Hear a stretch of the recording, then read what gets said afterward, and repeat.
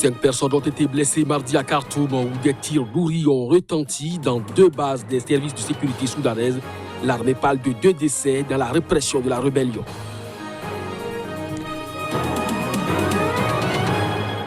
La police disperse des manifestants chiites avec des gaz lacrymogènes dans le centre d'Abuja. Les manifestants qui réclament la libération de leur leader emprisonné depuis 2015.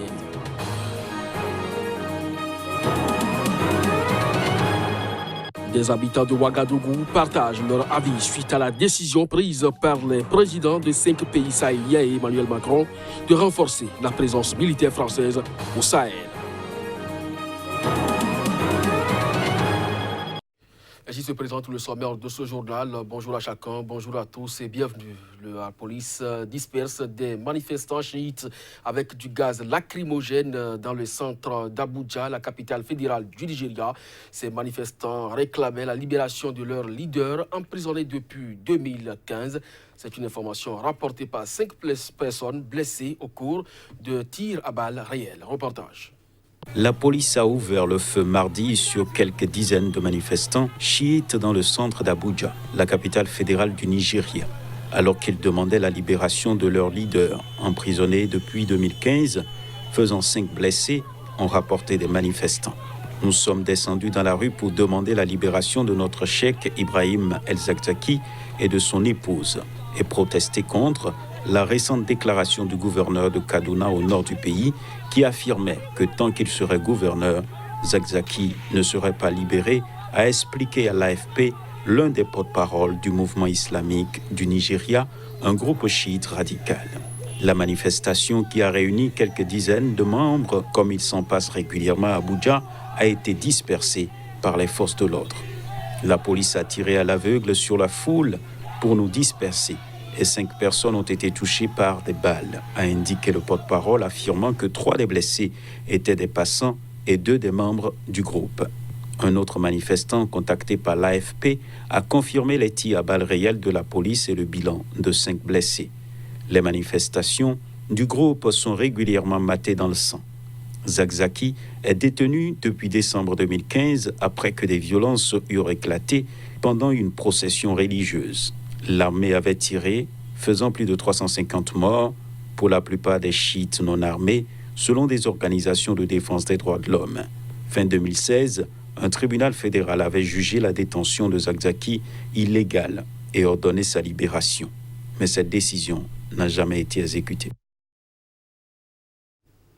L'armée congolaise, de sa part, a indiqué mardi qu'elle poursuivait ses opérations contre le groupe armé des forces démocratiques alliées ADF après la prise de leur quartier général près de Béni, dans l'est de la République démocratique du Congo, et ceci sans le concours des Nations Unies. Reportage.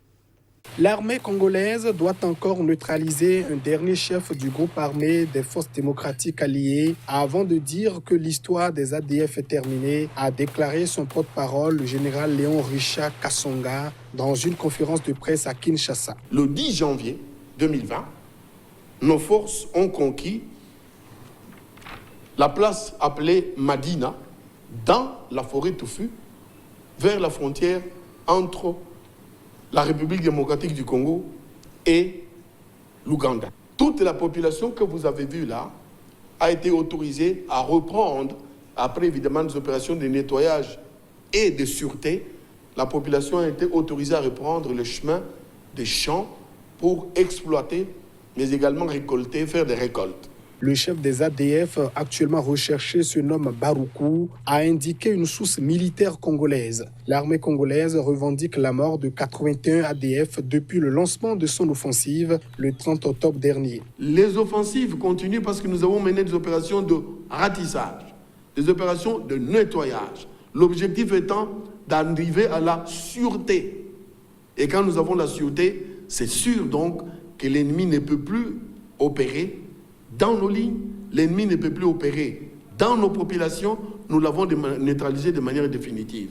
Tout groupe armé, tout groupe hors la loi, illégal, qui a pris les armes sans en avoir ni compétence ni capacité, conformément aux textes légaux et à la Constitution de la République, ce groupe-là doit disparaître. Les opérations ont été menées par les forces armées de la RDC, seules sans le concours des casques bleus de la mission des Nations Unies en RDC, selon le porte-parole militaire. Kinshasa et la MONUSCO avaient pourtant annoncé des opérations conjointes après des manifestations à Béni contre l'inaction des casques bleus fin novembre. 5 personnes ont été blessées mardi à Khartoum où des tirs nourris ont retenti dans 2 bases de services de sécurité soudanais. Des employés ayant lancé une rébellion pour rejeter des propositions financières dans le cadre d'un plan de restructuration. Reportage. Selon des témoins, les tirs ont eu lieu sur une base du quartier de Riyad, dans le nord de la capitale, et sur la base de Khartoum Nord, en banlieue de la ville, qui héberge l'ex-service national de renseignement et de sécurité soudanais, NISS, redoutable service de sécurité sous le régime du président déchu Omar el-Béchir. La NISS, rebaptisée il y a quelques mois Service des renseignements généraux, a joué un rôle de premier plan dans la répression du mouvement de contestation ayant débuté en décembre 2018 et mené en avril à la destitution par l'armée d'Omar el-Béchir sous la pression de la rue après 30 ans de pouvoir sans partage. L'intensité des tirs a ensuite baissé, selon le correspondant de l'agence France-Presse, qui a aussi vu plusieurs véhicules transportant des soldats et des membres des forces de soutien rapide se diriger vers ces balles. Les forces armées resteront cohérentes dans tout leur système et toutes leurs composantes, et elles resteront alignées derrière ces tâches et la protection de la période de transition jusqu'à ce qu'elle atteigne son but. Nous n'autoriserons aucun coup d'État contre la révolution soudanaise ou contre quiconque met en péril les capacités du peuple soudanais. Nous confirmons que les choses sont maintenant revenues à la normale. Tous les quartiers généraux sont maintenant sous contrôle des forces. L'espace aérien est maintenant ouvert. Les citoyens peuvent vivre leur vie normale. Selon les médecins proches du mouvement de contestation, 5 personnes ont été blessées, dont un adolescent de 15 ans et un soldat. La gravité de leurs blessures n'a pas été précisée. Toutes les rues menant aux 2 bases ont été bloquées et des tanks ont été déployés autour de la base de Riyad. Les Forces pour la Liberté et le Changement FLC, principale organisation de la contestation, ont appelé au calme. Le chef des RSF, Mohamed Abdan Daglo, a accusé l'ancien patron du renseignement, Salah Gauche, figure du régime Béchir, d'être derrière la révolte. Le Premier ministre Abdallah Hamdok a assuré que la situation était maîtrisée avec 2 soldats tués au cours de la répression.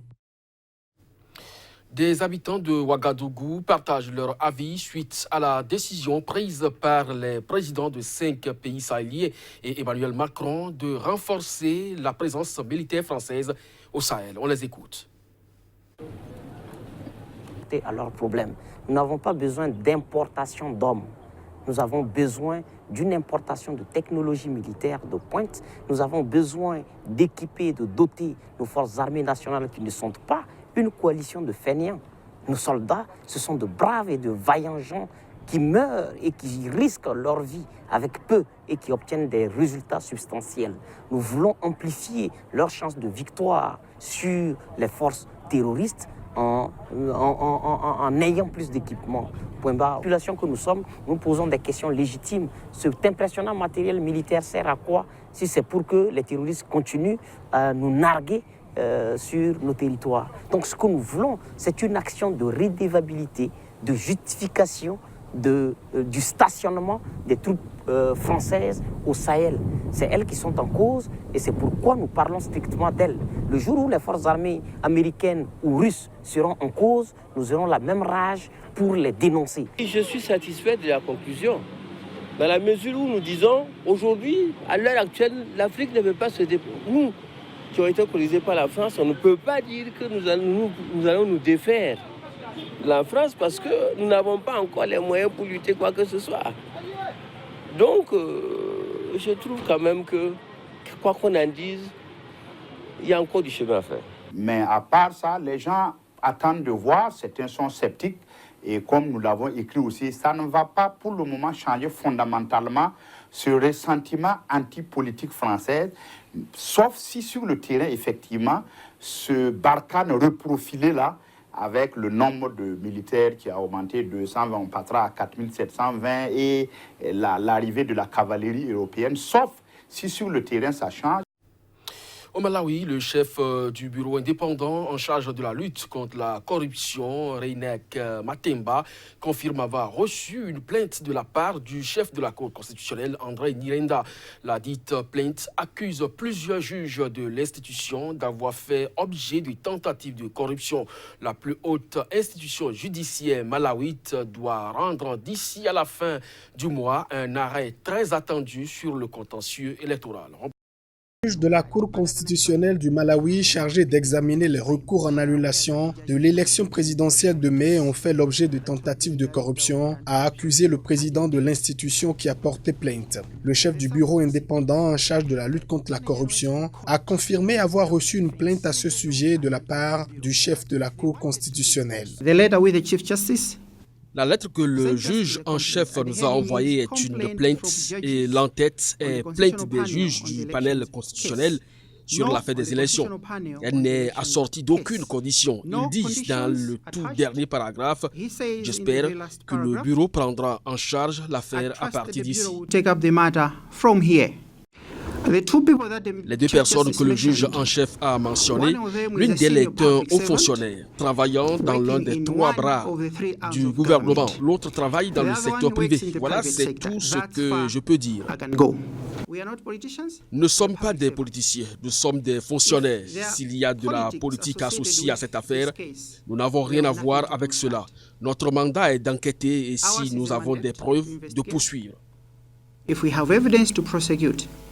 Au pouvoir depuis 2014, le président Peter Mutharika a été réélu en mai dernier avec 38,57% des suffrages selon les résultats de la commission électorale devant le principal représentant de l'opposition, Solos Chilima, 35,41%. Avec le candidat malheureux d'un autre parti, le perdant a aussitôt dénoncé des irrégularités dont un nombre à leurs yeux anormalement élevé, de procès-verbaux de dépouillement raturés avec du blanc à effacer et a saisi la Cour constitutionnelle. Le camp du vainqueur a nié farouchement cette fraude, mais l'opposition a maintenu la pression en multipliant les manifestations de protestation dans tout le pays, souvent émaillées de violents incidents avec la police.